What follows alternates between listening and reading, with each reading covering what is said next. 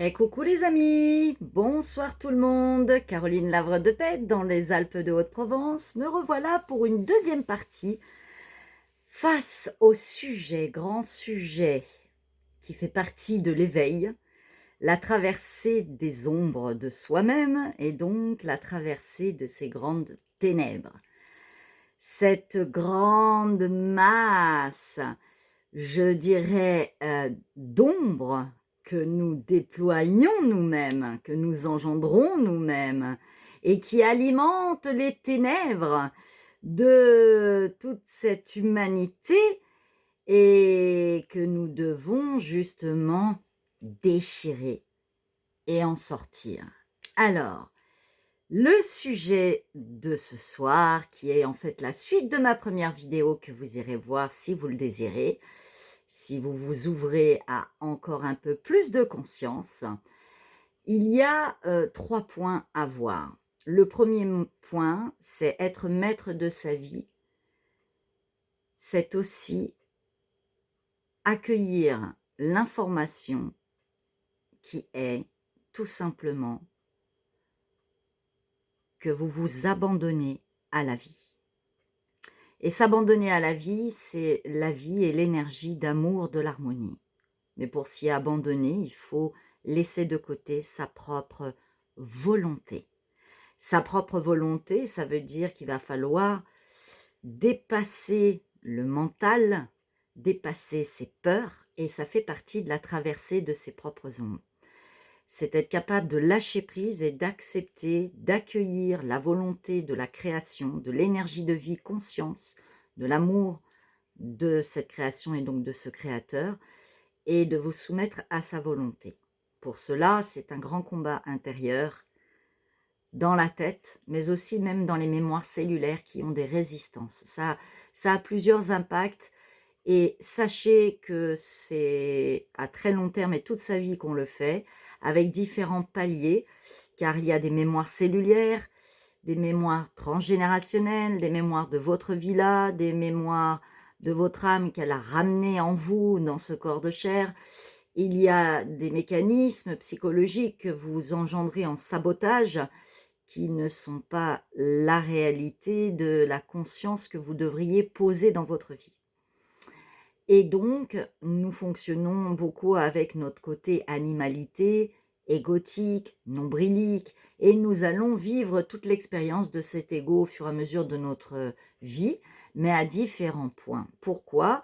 Car nous allons expérimenter l'ego dans la découverte et sentir son potentiel et son pouvoir de liberté, puis d'engendrement, puis d'emprise sur autrui, de possession, jusqu'au point d'oublier les vertus et la bienséance et la bienveillance. Et puis, progressivement, nous allons redescendre dans l'intensité de notre ego. Et cet ego va devenir beaucoup plus au service de l'humanité, mais des vertus. Voilà, vous allez devenir un grand chevalier, au lieu d'être un simple petit cavalier nombrilique, qui expérimente son potentiel et son pouvoir d'attraction, mais aussi son pouvoir de sublimation dans ce monde et de possession. Oui, posséder, toujours à la recherche de vouloir plus, plus, plus. Et donc, il est là le souci. Donc ça fait partie des traversées des ombres. Et à un moment donné, vous viendrez dans cet éveil de travail de conscience, dans vos introspections, à venir à ce sujet-là. Ce sujet, c'est-à-dire d'être maître de sa vie et de sa conscience, et d'accueillir, de s'abandonner, oui, de s'abandonner à la volonté de la création, du créateur de toute chose, le roi des rois, vous lui donnez le nom que vous voulez, Dieu, Hachem, Allah, peu importe. Bref. Mais c'est en fait beaucoup plus puissant que ça, c'est préserver l'harmonie, c'est ne pas engendrer des chaos, c'est alimenter toujours dans un sens de la direction de viser à cet équilibrage en vous et à l'extérieur de vous dans ce que vous manifestez. Alors, ça sera fini. Et c'est là la deuxième partie, ça sera fini les mensonges, ça sera fini la vérité, ça sera fini l'intérêt personnel, individuel, plus, et ça va être une ouverture pour préserver cette harmonie, mais préserver l'humanité, et donc être ce tout, cette humanité. Vous allez passer donc de le petit homme, qui visite son animalité, donc qui n'est pas humain, quelque part, qui est animal, et puis qui progressivement va devenir humain, mais dans un développement de conscience et de ses sens, donc il deviendra homo sens et non homo science. Et puis en se détachant progressivement de son animalité, en travaillant tous ces animaux intérieurs, de torture intérieure, mais de torture extérieure aussi, hein, qui engendre beaucoup de, je dirais, de malversation. Et puis, vous irez ensuite vers l'homme. Voilà, l'homme de Dieu, tout simplement, et cet homme humain, humain de l'humanité. Voilà. Alors, quand on en arrive à cette vérité et en ayant l'intégration de la vérité, c'est-à-dire que vous allez viser toujours juste, équilibré, sans mensonge, vous reprendre régulièrement. Quand vous racontez une histoire, que vous la déformez, vous allez vous reprendre, vous allez vous dire non, je n'ai pas tout dit, c'est pas exactement comme ça. Vous allez cacher des choses. Non, vous allez vous reprendre et dire la vérité. Vous allez arrêter de vous trahir vous-même avant même de trahir les autres. Donc vous allez sortir du mensonge général et de ce voile et de cette illusion et de ces masques pour faire semblant, pour pas être vrai, pour pas être authentique. Je vais faire plaisir à l'autre, mais pas dans un sens de plaisir, de compassion, par amour, par plaisir, par beauté, d'offrir, de donner, et pas dans l'attente de recevoir, pas d'attente. Mais c'est aussi de faire plaisir dans un sens, je veux pas d'histoire, je veux pas de conflit, donc je me tais, je cache ma propre vérité, mon authenticité et ce que je pense de l'histoire et de ce que j'aurais dû faire et être ou dire. C'est remettre de l'axe et de la verticalité, mais avec un juste milieu, c'est-à-dire juste dose. Juste poids et mesure, comme on le dit dans certains textes sacrés. Donc le but, c'est de ne pas être cette malversation de nous-mêmes, c'est de viser au plus juste la vérité de qui vous êtes et de retirer vos voiles de mensonges, à vouloir tout porter, se taire constamment, d'être dans le déni, dans le non-dit, et de vous dire, bah voilà, maintenant je désire être l'originel, qui je suis vraiment, cette authenticité complète de mon être. On ne peut pas être qu'une moitié. Et c'est ça, cette deuxième partie, c'est il faut être entier. Entier, des fois ça fait pas plaisir ou ça bouscule les gens qui n'ont pas l'habitude de vous voir comme ça. Donc vous allez aller progressivement, vous pouvez expliquer si c'est nécessaire, mais vous n'êtes pas obligé même de vous justifier.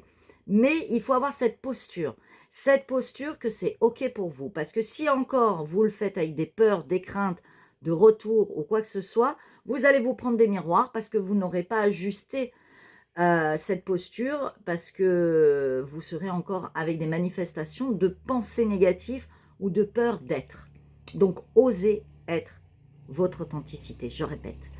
Ensuite, ces ténèbres de vos ombres, et qui sont aussi la traversée des ombres de l'humanité, parce que beaucoup se ressemblent, beaucoup d'ombres sont les mêmes.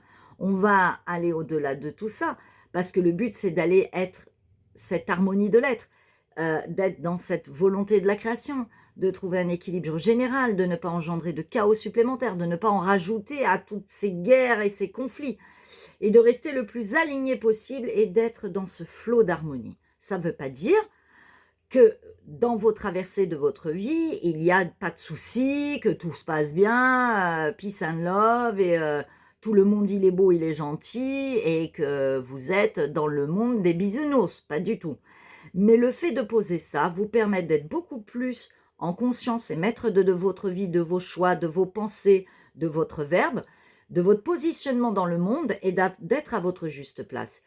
Et de pouvoir accueillir des événements et d'avoir la conscience de les comprendre et de les transformer, parce que chaque événement qui arrive demande un positionnement et une verbalisation, une transformation et un recadrage, un recentrage.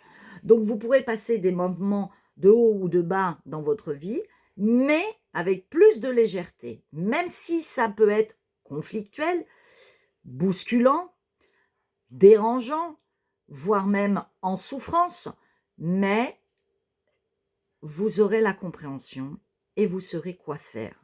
Et la longueur de l'expérience sera beaucoup plus ajustée, plus, je dirais plus courte, moins intense. Et vos émotions seront moins dans la dérive de votre être à vous absorber et vous prendre avec, dans vos émotions, dans ces ombres. Voilà, donc le but, c'est d'être dans cette énergie de vie et de consacrer du temps de travail d'introspection, de prise de conscience, de se reprendre régulièrement, de faire attention à ce qu'on dit, ce qu'on pense, ce qu'on fait, ce qu'on engendre, les actions, les choix qu'on fait, et de ne pas viser la destruction et la mort et le mensonge, mais bien au contraire d'alimenter la vie, l'équilibre, la beauté, oui, et pour le bon et le bien. Ensuite, le troisième point, très important dans cette traversée de nos propres ombres, qui sont ces ténèbres, où nous avons à un moment donné ce grand virage, ce grand retournement de travail d'intériorité en soi, mais qui va avoir des transformations à l'extérieur. Ça va changer votre vie, vos mécanismes, votre façon de penser, de faire. Vous allez peut-être changer votre vie aussi, des lieux de vie, le travail, le couple. Beaucoup de choses peuvent changer au fur et à mesure. Et cette traversée des ombres, de ces ténèbres, à un moment donné, vous serez obligé aussi de passer au troisième sujet, qui est de sortir de cette pyramide de Karpman dont j'en parle souvent, et tellement de thérapeutes en parlent et de psychologues, qui est bourreau, victime et sauveur. Voilà, bourreau, victime et sauveur. Et nous tournons en boucle. Un coup, nous sommes le bourreau de quelqu'un, un coup, nous sommes la victime d'un bourreau, un coup, nous faisons les sauveurs, nous voulons tout faire, nous voulons tout porter, nous allons enclencher des choix pour aider constamment et s'oublier et ne pas se respecter, ne pas écouter les signes, ne pas écouter son corps, ne pas s'aimer. Être la victime constamment dans la victimisation, oh c'est pas juste, oh c'est toujours pareil, c'est toujours noir pour moi, nanani nanana. Vous lancez le fait de le répéter constamment, vous le réenvoyez dans la création et ça revient en effet boomerang sur vous. Soyez conscient que tout ce que vous faites et tout ce que vous engendrez, quoi qu'il en soit, a une manifestation dans le monde extérieur. Et donc, plus vous répétez les mêmes choses et plus vous êtes dans les mêmes peurs, plus vous les alimentez, vous les nourrissez. C'est comme si on mettait à la plante de l'eau, du soleil, etc. Comme dans une voiture, on met l'essence, on met l'huile. Vous comprenez? Vous alimentez pour que ça marche bien dans ce sens-là. Alors, changez votre sens, changez votre direction, prenez conscience, parce que c'est pas le tout. Ok, c'est vos choix, c'est vos mécanismes, mais ça engendre des choses autour de vous, avec votre compagne ou votre compagnon, vos enfants, vos parents, vos amis, vos collègues de travail. Vous avez un impact sur tout. Il faut faire très attention à ce qu'on fait, ce qu'on pense et ce qu'on engendre. Donc, prenez conscience. Qu'est-ce que vous faites comme choix? Vous choisissez la vie ou la destruction et la mort? Est-ce que vous choisissez le mensonge ou la vérité? Et est-ce que vous voulez sortir d'être le bourreau de ces messieurs ou de ces dames et de croire que vous êtes le grand pouvoir et le grand maître, parce qu'un de ces jours, ça va vous retourner et le grand maître va se présenter à vous. Ensuite, d'être la victime constamment, ou dans l'accusation, ou dans l'injustice, ou être sauveur. Non, sauvez-vous déjà vous-même, responsabilisez-vous, autonomie, indépendance, travaillez sur vous, sortez de vos croyances, de vos peurs, de vos mensonges, et ça ira mieux. La responsabilité consciente. Voilà. Je dirais qu'il y a 3 R. Responsabilité consciente, de ce qu'on pense, de ce qu'on engendre, et de ses choix, et de ce qu'on dit même. Et responsabilité de ses actes. Et bien sûr, responsabilité de ses retours. De ce qui va arriver vers vous suite à ce que vous aurez fait. Donc, posez conscience, observez-vous, prenez du temps avec discernement avant de faire des choses, avant de dire des choses. C'est vraiment nécessaire de sortir de ce processus. Il est temps que vous sortiez de tout ceci. Voilà, donc on est tous dans ce processus, hein, moi pareil, et constamment avec des paliers différents et puis on se reprend et puis, bah, voilà et puis, progressivement on va enlever cette buée, ces ombres, ces nuages et puis progressivement on va voir le soleil qui brille et puis on sera beaucoup plus brillant et puis on pourra rayonner. En attendant, bah, quoi qu'il en soit, au boulot et c'est avec la joie et la foi. Merci d'exister. Comme d'habitude, je vous aime.